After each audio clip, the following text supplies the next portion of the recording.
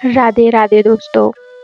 Taxi हिचकोले खा रही थी। कच्ची सड़क पार कर पक्की सड़क पर आते ही मैंने अपने माथे से पंडित जी द्वारा कस कर बांधा गया मुकुट उतार दिया। पगड़ी और मुकुट पसीने से चिपचिपे हो गए थे। बगल में बैठी सिमटी सुकड़ी दुल्हन की ओर नजर घुमाकर देखा तो वह टैक्सी की खिड़की की ओर थोड़े से घूंघट से सिर निकालकर अपने पीछे छोड़ आए बाबुल के घर की यादें अपनी भीगी आंखों में संजो लेने की कोशिश कर रही थी। मैंने धीरे से कहा, अभी बहुत दूर जाना है, मुकुट उतार लो। चूड़ियों की खनखन हुई और इस खनखन के संगीत में उसने अपना मुकुट उतार कर वहीं पीछे रख दिया जहां मैंने मुकुट रखा था। चूड़ियों के इस संगीत ने मुझे दूर यादों में पहुंचा दिया। मुझे ऐसा लगने लगा जैसे मेरे अंदर कुछ उफने लगा हो, जो उबाल आकर आंखों की राह वह चलेगा।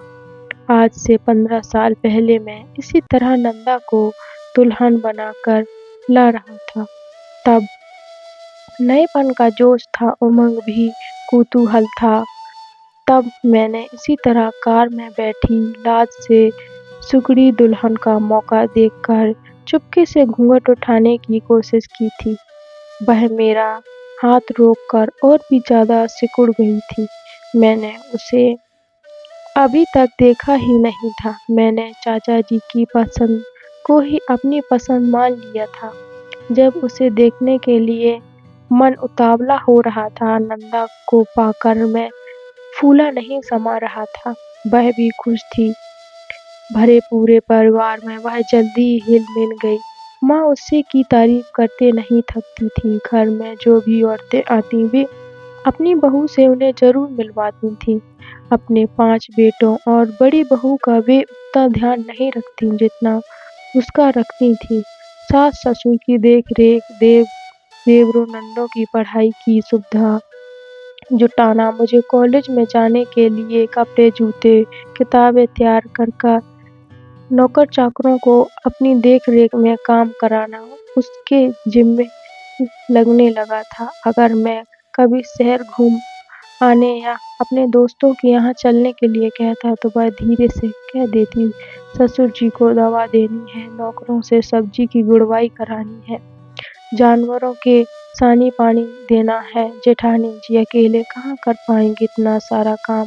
मैं चली जाऊंगी तो सासू माँ को तकलीफ उठानी पड़ेगी। आज नहीं फिर कभी उसकी ऐसी दलीलों को सुनकर मन महोश कर मुझे चुप रह जाना पड़ता। जो सीजी की पत्नी ताना देकर कहती, मास्टर जी कभी बहू को तो यहाँ लाना करो, आपने तो उन्हें ऐसे छिपा लिया है जैसे हम नजर लगा देंगे। कॉलेज से जब घर लौटता तो थक कर चूर हो जाता था। कभी कभी तो 8वां पीरियड पढ़ने पड़ जाते थे। मेरी तकलीफ नंदा जानती थी। समय निकालकर जिद करके वह मालिश करने लग जाती। एक दिन वह मुझसे नाराज थी। रात को बिना खाए ही सो गई। बात यह थी कि उसने उस दिन मेरे पास आकर कहा, पिताजी एक बात कहूँ, अगर आप मानोगे तो तब कहूँगी। वह बड़ी ही मासूमियत से बोली थी। वह अकेले में मुझे पिताजी कहती थी। Like subscribe. Thank you.